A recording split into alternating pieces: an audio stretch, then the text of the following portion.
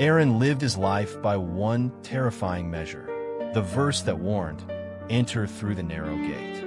For wide is the gate and broad is the road that leads to destruction, and many enter through it. But small is the gate and narrow the road that leads to life, and only a few find it.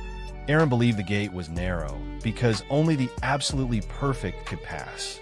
His entire existence was a painful, unending quest for spiritual perfection, driven by the fear that he was not among the chosen few. Aaron rigorously judged his own life and the lives of those around him. He fasted until he was weak, prayed until his knees bled, and drove away his own family with his harsh criticism. He saw his wife's simple, joyful faith as a dangerous complacency, believing her easy laughter meant she was on the broad road to destruction. His pursuit of the narrow path had made him miserable, unloving, and utterly blind to the joy of grace. He had loaded himself with the baggage of legalism, making the gate impossible to approach.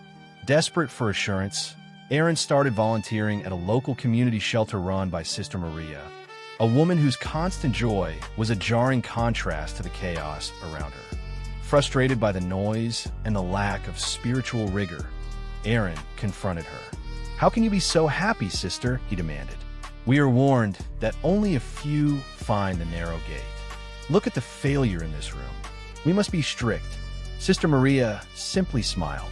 If you like stories that make you reflect on life's choices and overcoming adversity, subscribe to the channel so you don't miss the next ones.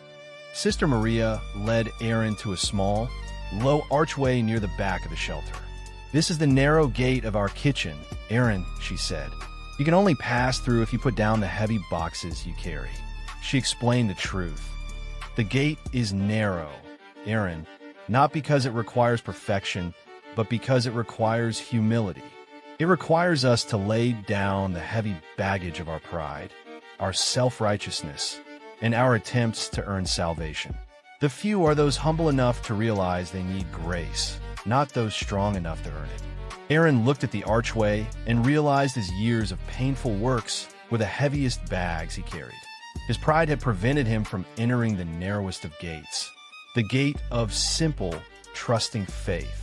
Aaron returned home and immediately asked his wife for forgiveness, not for his works, but for his cold heart. He traded his ascetic despair for a simple, joyful faith. He learned that the true narrow path is not paved with painful effort, but with the freedom found in laying down the burden of having to be perfect.